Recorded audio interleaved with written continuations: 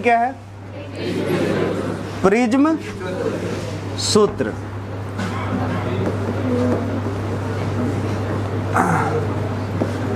VVI पर power infinity. Clear है? ये जो है अगर प्रिज्म से कोई 5 नंबरिया या फिर 3 नंबर का कोई पूछता है डेरिवेशन, तो यही वाला ज़्यादा पूछता है। क्लियर है? इसका नाम क्या है? प्रिज्म सूत्र। कौन सूत्र? तो प्रिज्म सूत्र होता है क्या है, समझो ध्यान से। जैसे मान लो कोई प्रिज्म है, तो उस प्रिज्म का अपवर्तनांक होता होगा कि नहीं? बोलना यार। कोई भी प्रिज्म है तो वो किसी न किसी माध्यम का बना होगा, तो उसका जो अपवर्तनांक होता है प्रिज्म का, अगर उसका अपवर्तनांक कितना अगर मान निकालना है तो किसका सूत्र का प्रयोग करेंगे? तो याद रखना, प्रिज्म सूत्र एक ऐसा सूत्र है जिसके सहायता से हम किसी प्रिज्म का अपवर्तनांक ज्ञात करते हैं। क्या ज्ञात करते हैं? तो कोई पूछ दे प्रिज्म सूत्र का क्या काम है, सिंपल सा बोलना, प्रिज्म का अपवर्तनांक का मान ज्ञात करना। प्रिज्म के अपवर्तनांक का देखिए, वैसे सूत्र जिसके सहायता से किसी प्रिज्म का अपवर्तनांक का मान ज्ञात की जाती है उसे क्या कहते हैं? तो प्रिज्म सूत्र क्या होता है ये तो समझ गए, लेकिन प्रिज्म सूत्र हम लोग को निकालना होगा, डेराइव करना होगा। शुरू हो जाए? चलो ध्यान से देखो बाबू, ये क्या है? प्रिज्म है।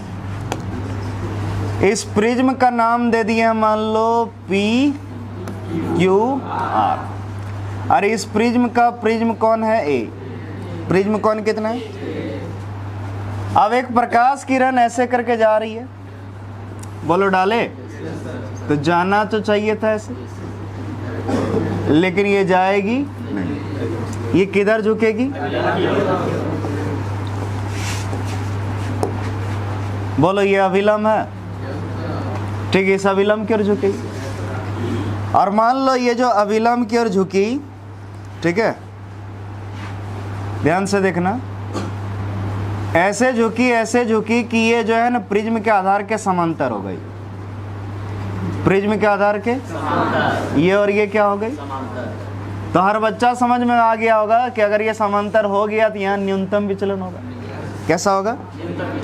ये फिर अविलंब, बोलना यार, होगा कि नहीं?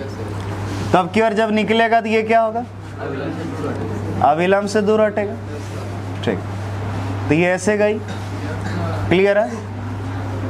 तो ऐसे गई, लगेगा किधर से आ रही है? पीछे से।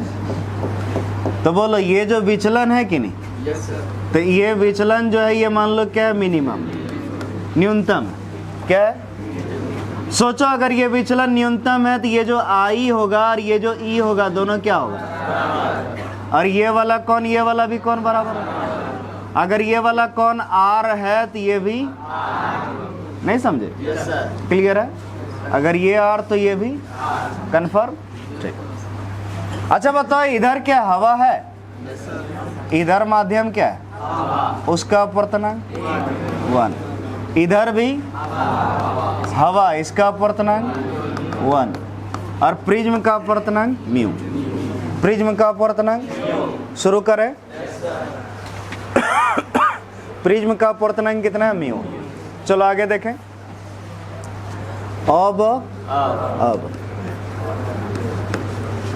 सबसे पहले ध्यान से देखो, ये जो PQ सतह है, क्या इस सतह पर स्नेल का नियम लगा सकते हैं? आराम से लगाया जा सकता है। अब कौन सतह पर? PQ किसके? स्नेल के नियम से। स्नेल के, तो बोलो स्नेल का नियम ऐसे लगा है, mu A sine I, mu A equal to mu sine R. देख लो, mu A sine equal to mu sine R. चूंकि म्यू ए बराबर 1 होता है, इसीलिए 1 इंटू साइन आई बराबर म्यू इंटू, हमको अपवर्तनांक निकालना है क्योंकि प्रिज्म सूत्र याद रखिए अपवर्तनांक बताता है। तो बोलो म्यू बराबर कितना? Sine sine i by sine r. बोलो कैसे? 1 into sine i, sine i equal to mu sine r था, तो म्यू बराबर इसको इधर ले। ये हो गया समीकरण। यहां तक किसी को कोई दुख? हमको तो नहीं लगता आया होगा। अब क्या करना है, हमको किसी तरह आई और आर का मान निकाल के यहां रख देना है। चलो शुरू हो जाए। अब विचलन कौन? क्या विचलन कौन? डेल बराबर याद करो, हम सिखाए थे आई प्लस ई माइनस ए। कभी कोई जन्म में हल्का फल्का याद हो तो याद करो। डेल बराबर आई प्लस ई। यदि डेल बराबर अगर हम डेल मिनिमम मान लें, सोचो विचलन जो हम क्या मान लें, अगर ऐसा हो तो आई बराबर ई होगा कि नहीं? अभी थोड़ा देर पहले ही सीखा है। अगर न्यूनतम विचलन हो रहा है तो आपतन कोण और निर्गत कोण का मान बराबर होगा। इसीलिए बोलो इसके जगह डेल मिनिमम, डेल के जगह डेल मिनिमम आई प्लस ई है, ई को भी आई लिख सकते माइनस, सही है। डेल मिनिमम बराबर 2i माइनस ए। क्लियर है?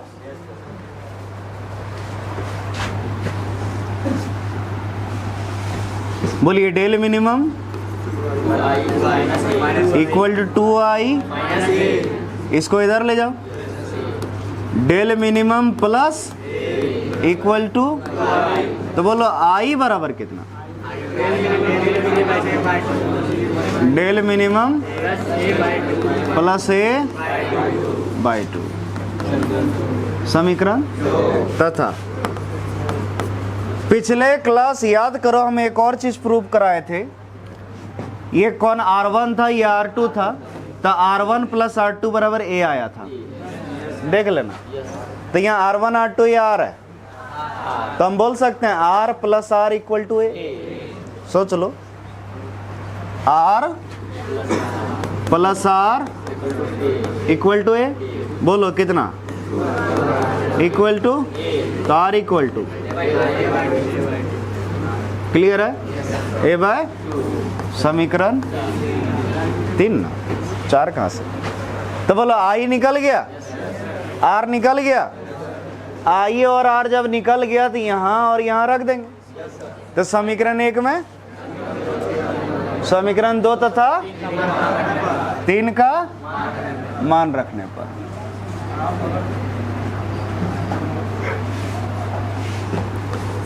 समीकरण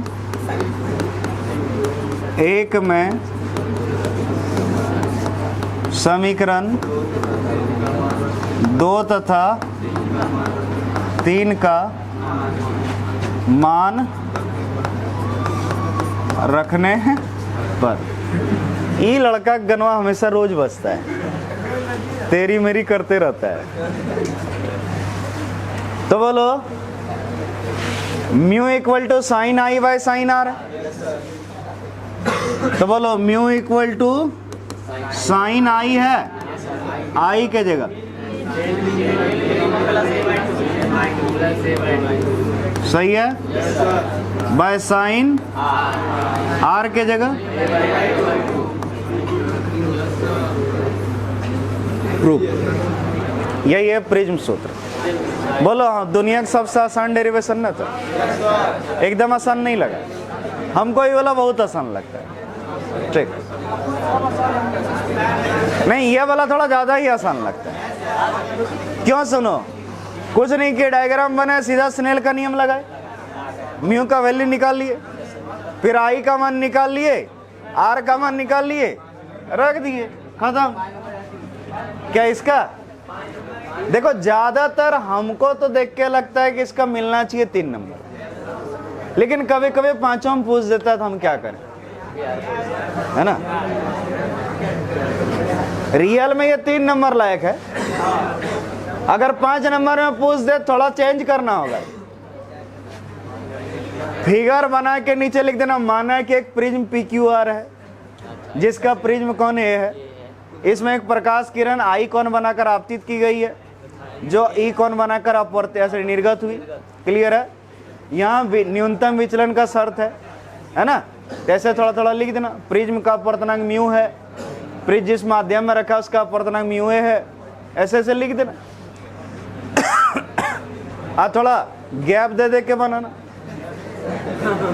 2-3 पन्ना भर देना।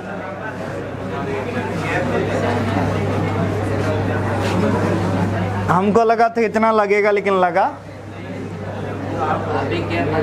हाँ चलो, अब एक न्यूमेरिकल। ये न्यूमेरिकल जो है पूछा गया न्यूमेरिकल है। क्लियर है। ये न्यूमेरिकल जो है पूछा गया न्यूमेरिकल है, आपके एग्जाम में पूछा गया था। तो चलो शुरू हो जाए। चलो देखो, बोल रहा है एक 2 डिग्री कोण के, कितना डिग्री? 2 डिग्री कोण के पतले प्रिज्म के द्वारा, पतले 1 डिग्री का विचलन होता है। कितना? 1 डिग्री का। तो प्रिज्म के पदार्थ का अपवर्तनांक का मान कितना होगा?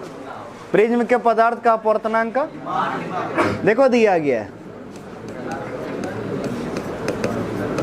दिया गया। ये 2 डिग्री क्या है? प्रिज्म कोण, यानी ए दिया है। कितना डिग्री? और ये जो विचलन है ये न्यूनतम है कि नहीं? अरे 1 डिग्री तो बहुत छोटा है, तो 1 डिग्री है। और बोल रहा है प्रिज्म का अपवर्तनांक क्या होगा? म्यू क्या होगा? अब बोलिए म्यू बराबर साइन